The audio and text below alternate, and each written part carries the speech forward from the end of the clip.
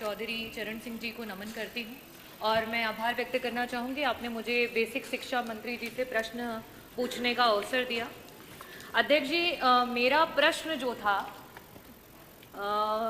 शिक्षा विभाग के पिछले किए हुए कृत्यों से जुड़ा हुआ था, क्योंकि अभी कुछ दिन पहले ये देखा गया कि विभाग के द्वारा कई सारे प्राइमरी स्कूलों को बंद किया गया मर्जर के नाम पर, और जब उसका कारण पूछा गया तो ये बताया गया कि उन स्कूलों में जो है बच्चों की संख्या कम है।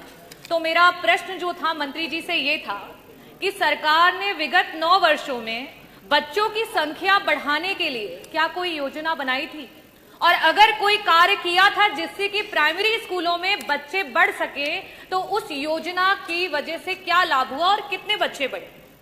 अध्यक्ष जी, उत्तर जो है वो बड़ा ही निराशापूर्ण है और उत्तर ये रहा कि कोई बच्चे नहीं बढ़े हैं। और योजना का क्योंकि मंत्री जी ने जिक्र नहीं किया, इसका मतलब कि सरकार ने कोई योजना बनाई ही नहीं कि सरकारी स्कूलों में जहां गरीब के बच्चे पढ़ते हैं, जहां पीडीए के बच्चे पढ़ते हैं, वहां उनको अच्छी शिक्षा दी जा सके। किसी भी स्कूल में अगर आप बच्चों को की संख्या को बढ़ाना चाहते हो तो वहां सर्वप्रथम सबसे जरूरी है वहां के पर्याप्त शिक्षक, वहां पे शिक्षकों की संख्या जो है वो पर्याप्त होनी चाहिए।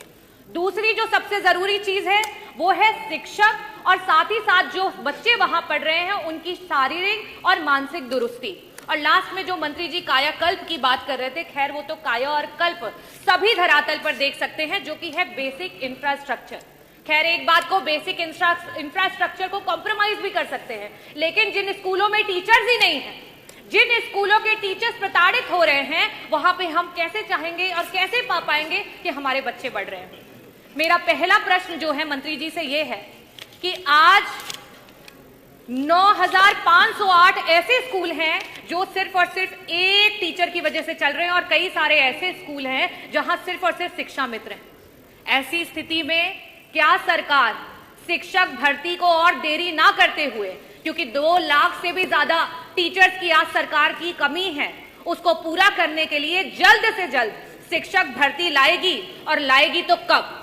और साथ ही साथ जो हमारे शिक्षा मित्र उतना ही काम कर रहे हैं और उनके पास जो है टेट क्वालिफाइड है, उनका समायोजन करने या उनका मानदेय जो है उसको बढ़ाने के लिए सरकार कब विचार करेगी?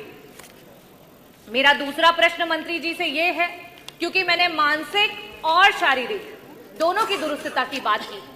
जो टीचर्स आज आपके बीएलओ बने पड़े हैं, जो टीचर आपके सर्वे कर रहे हैं, जो टीचर गणना कर रहे हैं, जो टीचर आपके मिड डे मील करवा रहे हैं, जो टीचर आपके अगर समूह का विवाह हो रहा है तो उसमें दुल्हन को ब्यूटी पार्लर लेकर के जा रहे हैं, और अलीगढ़ में तो हद मचा दी, एक टीचर को आपने कुत्ता गिनवाने के लिए लगा दिया। ये आपकी सरकार है। ये हम कहते हैं कि हमारा जो गुरु होता है, गुरु ब्रह्मा, गुरु विष्णु, और आपने गुरु को कहां ला करके पटक दिया। ये आपकी सरकार है। मैं ये पूछना चाहती हूं, क्या ऐसी मानसिक उत्पीड़ना के साथ आप ये कर पाएंगे कि हमारे प्राइमरी स्कूल के जो हैं बच्चे बढ़ पाए? मेरा प्रश्न आपसे ये है कि अंतर जनपदीय आज 10-10 साल से टीचर्स बैठे हुए हैं, उनके ट्रांसफर्स नहीं हो पा रहे हैं।